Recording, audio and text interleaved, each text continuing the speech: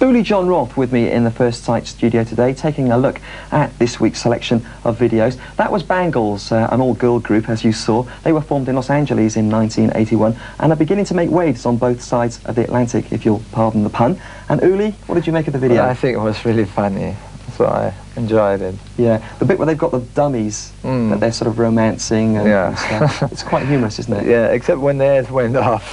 Yes. Yeah, losing your head over your favourite girl or something like that. But what did you make of the pop side of it, the actual song? Because they have had their critics and they've said that the pop music that they're producing is rather lightweight. It is, isn't it? Yeah. I mean, that's their style, you know. It's entertainment, I guess. You don't think that that is necessarily a bad thing? Well, I mean, there's music for all sorts of tastes, you know. Things, it depends on what you want to have. It's not necessarily a bad thing, no. And what about all-girl groups? Do you think that they're a healthy development? Yeah, nothing against them. It's a little bit unusual to watch, and I think they didn't take it too serious either. And I do take them serious. It depends on what type of music they do, you know.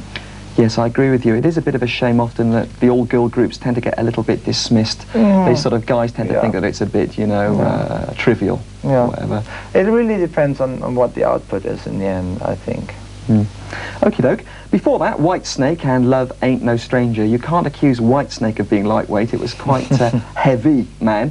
What did you think of that? I think the video was well done. It had a very good intro, and I liked the vocals in it very much. I think the guy sings very well, so I liked it. Yeah, the voice of David Coverdale. Yeah, the thing with the girls was a little bit on, I think, a little bit on the empty side, you know. I mean, it didn't come up to the standard of the intro. You know, they should have put a little bit more care into that, you know. Absolutely. I think David Coverdale just driving off in that Jeep at the end there and leaving both girls was a little bit unnecessary, as you rightly say there.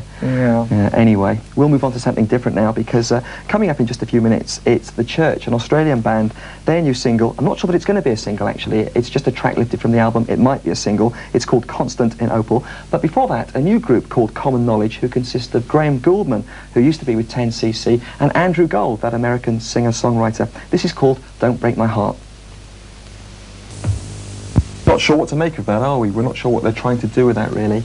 Maybe I should see it again. Maybe you should see it again. Only had a brief glimpse because we were talking so avidly during it, but not bad from The Church. They have done better, I think, in my humble opinion, but I did like parts of the video, particularly where you've got those dreamlike sequences coming in and out there. But without further ado, let's get on to Uli Jon Roth's own video. This is called The Night the Master Comes.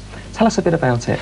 Well, we did it about 2 weeks ago in London, and it took us 2 days to shoot and 2 days to edit, and we put a lot of effort into it, and we were trying to break some new ground with it. I think to a certain degree it has been a success, but there's a few minor points which I'd like to clear up later on, so if I get back into the studio I'll change a few things on it. What don't you like about it? Well, just a few editing mistakes, and we had actually some better shots among the material, but we didn't have enough time to really sort them out on the mix, you know, because I had to fly away the next day, you know, so it was really tight. But I think the video does sell the song and enhances the song, and that was the thing that we wanted to do, you know. We wanted to come up with something that goes with the song and really brings across the mood of the music. Fair enough. We'll take a look at that now, and then I want to come back and talk to Uli very quickly about his touring plans and about a project of his called Electric Sun. But in the meantime, let's take a look at his new single. As I say, it's called The Night the Master Comes. Uli Jon Roth and The Night the Master Comes, his new single, and it's Uli Jon Roth that's with me in the First Sight studio here on Music Box.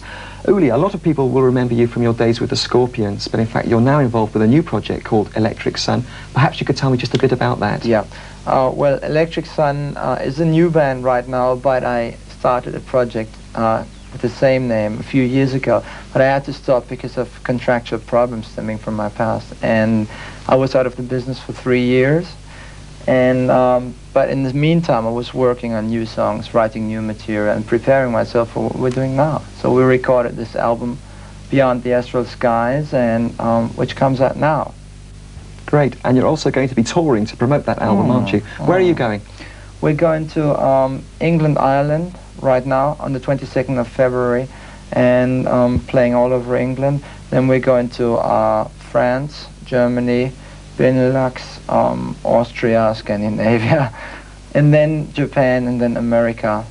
And a few other countries on the back of it. Good Lord, so it's going to be a world tour and very arduous, I should think. Come back needing a long rest, no doubt.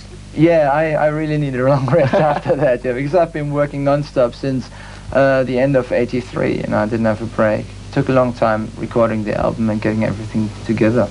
But after your long layoff, it must be nice to get back into it all again. It's nice, yeah, because I like to be creative and just doing things. Of course. Well, you've been very creative in the studio today with me. Thanks for reviewing those videos so ably. Well, I hope I didn't slag too many people off. You know, it's not meant to be, but I think it's good if we have a little bit of criticism. We can always do better. And the same goes for our video, you know. That's what this show's all about, you know. You have to make value judgments on these things, and I know it's not always that easy, but... And it's difficult because the budget constraints of the videos, you know, also. Very fair point. Fair. I'm sure all those people that you criticised out there won't mind, really. Uli, thanks for joining me in the studio today. My thanks to Uli Jon Roth. I'll be back again on the 1st